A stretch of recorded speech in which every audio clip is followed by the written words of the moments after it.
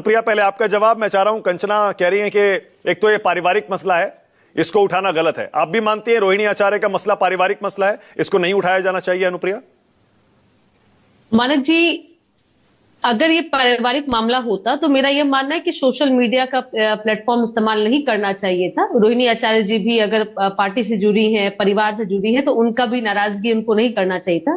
लेकिन आप public domain में कोई बातें आप कह रहे हैं, विरोध जता रहे हैं, एक संगठन में किसी कार्यकर्ता पे आरोप लग रहा है, जिस कार्यकर्ता के ऊपर पूरी की पूरी चुनाव के पहले भी आरोप लगा। आपने देखा होगा कई लोग आरजेडी के कार्यालय के बाहर खड़े रहे, कुर्ता फाड़ा, उन्होंने कहा कि भाई ये तो पैसे की लेन देन की बात हो रही है। जिस पार्टी के लोकतंत्र ही जिस पार्टी में नहीं रहे, और जो पार्टी बीच जनता के बीच में हो, जहां जो लड़ाई झगड़ा है, पारिवारिक मामले जनता के बीच में आ रहे, तो इस पे मुझे नहीं लगता है कि इसको पारिवारिक मामला कह के चुप्पी साध देना चाहिए। ठीक है, पारिवारिक मामला कह के निश्चित तौर पर ठीक है, हम ये कहेंगे कि आपको अपने घर में आप सुलझा लीजिए, ये मेरी शुभकामनाएं हैं, और ये आपको होना भी चाहिए कि किसी परिवार में कलह नहीं होनी। ठीक है, आप कंचना यादव का जवाब दीजिए। वो कह रही हैं कि 10,000 रुपए आपने डाल दिए, इलेक्शन कमीशन देखता रहा, इसलिए वो चुनाव हार गए। रूलिंग पार्टी है, उसके पास ये एडवांटेज होता है, मतलब ये अच्छा, कंचना कह रही है वन ऑफ द रीजन है, मतलब एक कारण ये भी है, सारे कारण नहीं है, एक कारण है। बोलिए अनुप्रिया। नहीं, कंचना जी जितने अच्छे से यहाँ पार्टी को डिफेंड कर रही हैं, ठीक है, लेकिन उनको बताना चाहिए कि आखिर इनके संगठन की इतने सारे सीटों पे कैसे जनता कार्यकर्ता इनके हार गए। इसके पीछे कारण यह है कि आपके पार्टी के अंदर लोकतंत्र नहीं बचा है।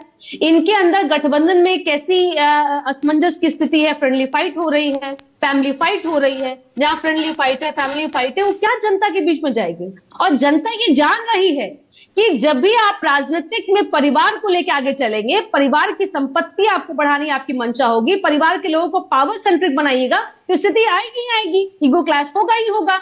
लेकिन भाई अभी कंचना जी कह रही थी कि भाई जीत जाते तो तेजस्वी जी करिश्माई नेता होते, ये युवा चेहरा होते, तो आप स्वीकारिएगा कि जीत में ये चेहरा ये कारण होता। लेकिन हार का कारण आप कहिए कि नहीं भाई, एक बेटी को जिसने अपने पिता की जान बचाई, उस पर आप ठिकरा फोड़ दीजिएगा, उसको गाली गलौज कीजिएगा। तो मुझे तो लगता है कि ठीक है ना, आपके परिवार के मामले अगर इस तरह से आपके यहाँ महिलाओं का सम्मान होता है तो ये पब्लिक डोमेन में आएगा।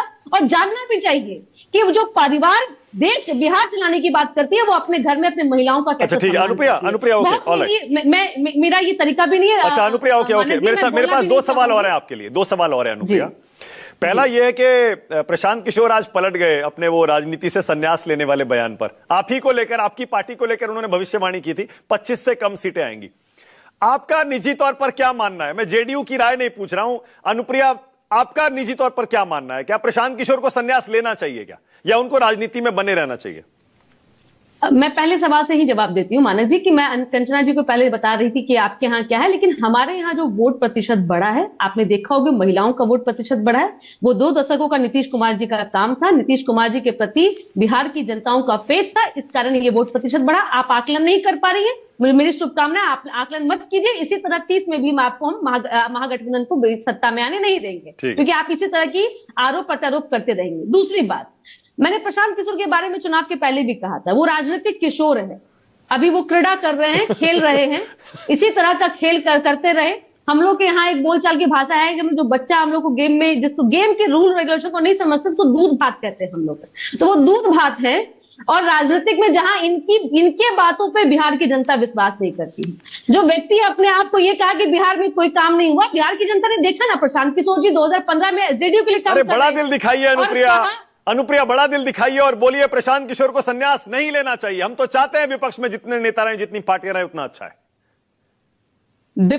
मुझे कोई मतलब नहीं है कि वो राजनीतिक में रहे चाहे नहीं रहे, पहली बात।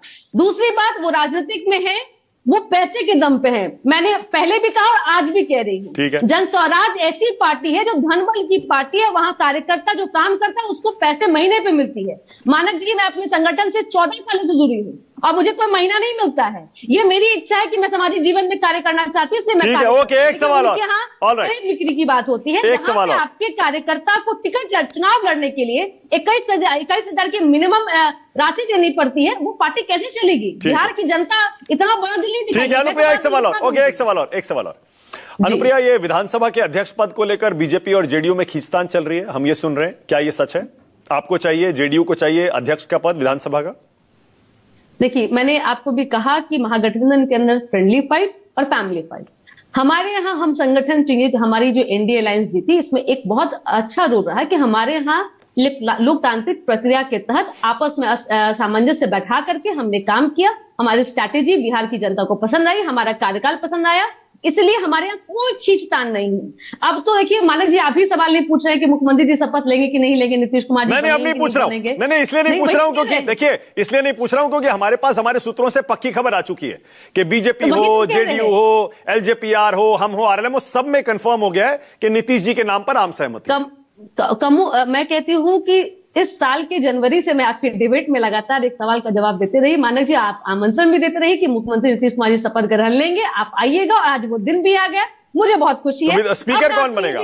स्पीकर किस पार्टी के पास होगा? स्पीकर किस पार्टी? मानक जी एक बात समझिए, मैं एक प्रवक्ता हूं, मुझे जो जानकारी होगी मैं आपको डिलीवर करूंगी, और हमारे यहाँ बहुत ही प्रेम पूर्वक चलता है। देखिए मंशा क्या है मानक जी, स्पीकर कौन बने, मुख्यमंत्री कौन बने, गृह मंत्री कौन बने, शिक्षा मंत्री कौन बने, डजंट मैटर। मैटर ये है कि जो बिहार की जनता से हमने कमिटमेंट किया है, उस कमिटमेंट को 2005 साल का शासनकाल रहेगा, उसको पूरा करेंगे और उसके आधार पर बिहार की जनता के बीच में रहेंगे, और इसी तरह का जनमत हासिल होगा। ये लोग कहते रहेंगे कि वोट चोरी हो गया, ठीक है, ओके, ऑलराइट, ओके, की प्रक्रिया में, ठीक है, ओके। कंचना एक सवाल और है, कंचना एक सवाल और है, उसके बाद मैं आगे जा रहा हूं सुरेंद्र राजपूत, के शर्मा, और उसके बाद थोड़ा विश्लेषण होगा। कंचना, बहुत सारे लोग सोशल मीडिया पर और बल्कि टीवी पर भी आपको जिम्मेदार बता रहे हैं, आपको और आपकी दूसरी प्रवक्ता प्रियंका भारती को।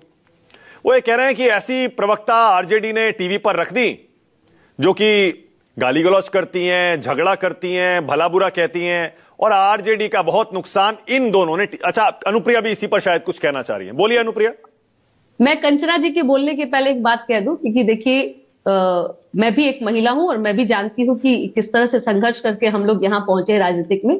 तो मैं, जो भी लोग सुन रहे हैं, मैं कहूंगी कि ये गलत है। आप इस तरह से किसी एक प्रवक्ताओं पे आप टीका टिप्पणी करके उन पे ठिकरा, बहुत बढ़िया अनुप्रिया, बहुत बढ़िया। लगता है कि महिला, मैं फिर कह रही हूँ, नीतीश कुमार जी ने जिस तरह का एक बिहार में संरचना तय की कि डिसाइडिंग वोटर के रूप में महिला है, महिलाओं के लिए राजनीतिक बहुत अपने आप में एक संघर्ष के विषय है। बहुत बढ़िया अनुप्रिया, नहीं बोलना चाहिए, जवाब कंचना बोलिए, ये मेरा मानना है। ठीक है, कंचना बोलिए।